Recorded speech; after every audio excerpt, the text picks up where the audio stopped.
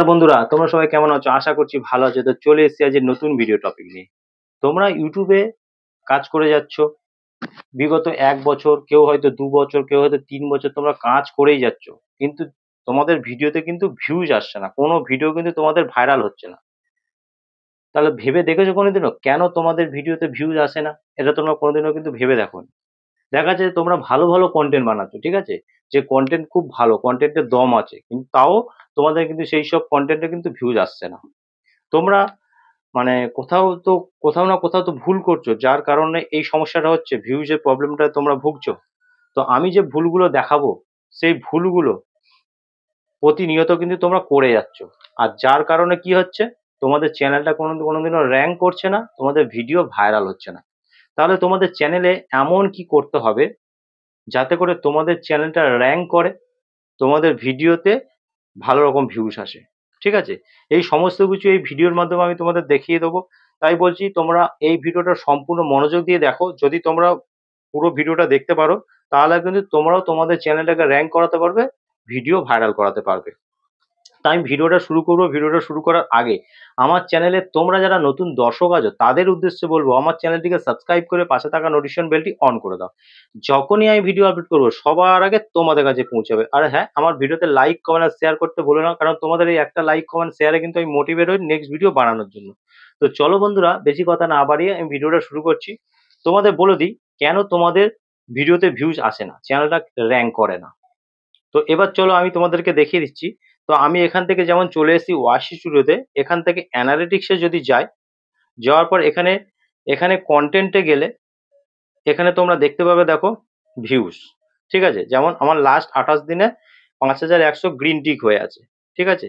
এ যেমন দেখাচ্ছে, কিন্তু তোমাদের এটা গ্রিন থাকে না, এটা কিন্তু ডাউন থাকে, তোমাদের আরো ভিউজ কম থাকে, যার কারণে এই ভিউজের সমস্যাটা হয়।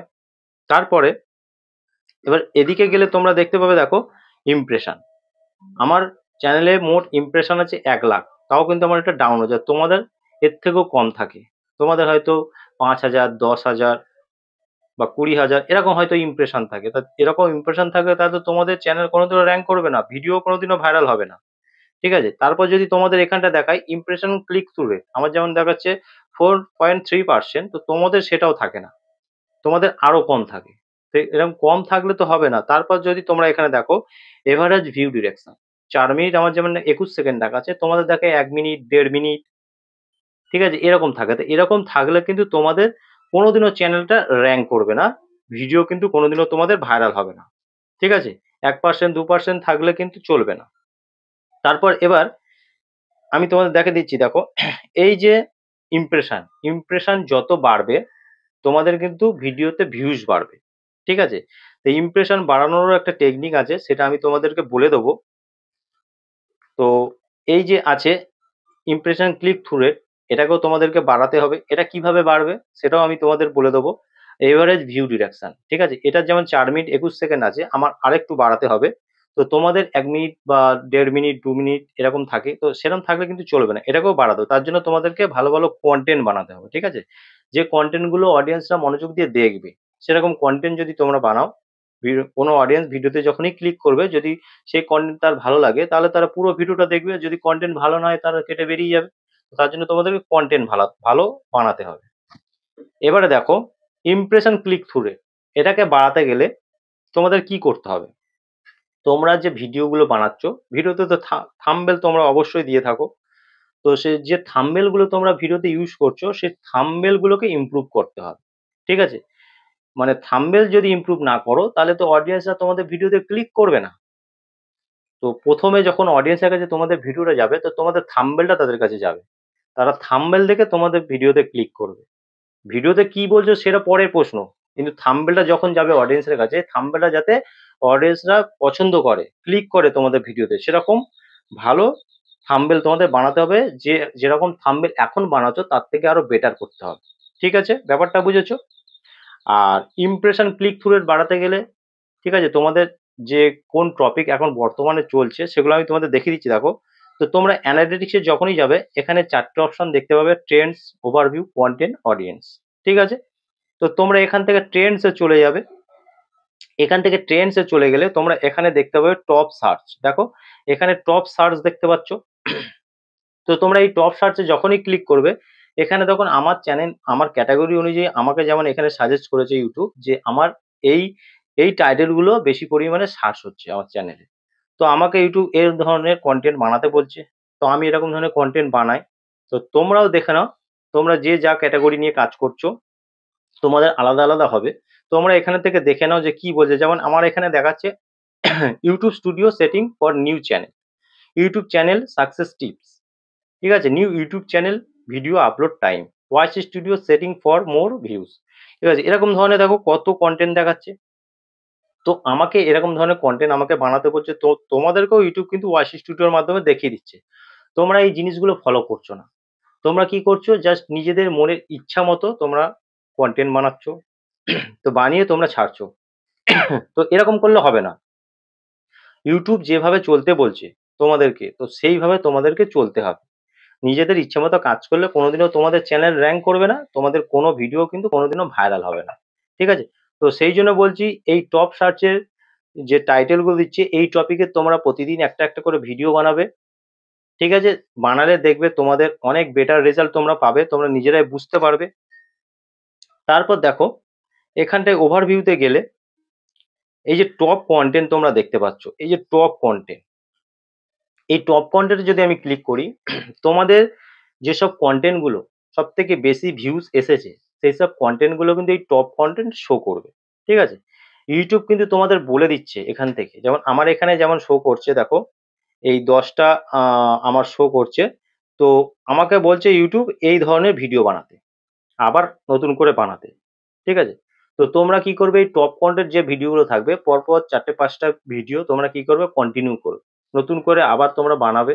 বানিয়ে আবার YouTube এ আপলোড করবে।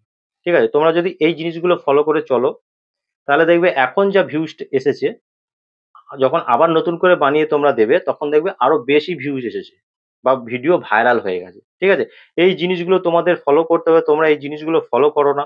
যার কারণে কি হয়, তোমরা ভিডিওতে ভিউজও বেশি পাও না, চ্যানেলে সাবস্ক্রাইবও আসে না, চ্যানেলটাও কোনোদিনও র‍্যাংক করে না। ঠিক আছে? তো এবার কনটেন্টে আমি গেলে তোমরা এখানে দেখতে পাবে দেখো how viewers find your videos.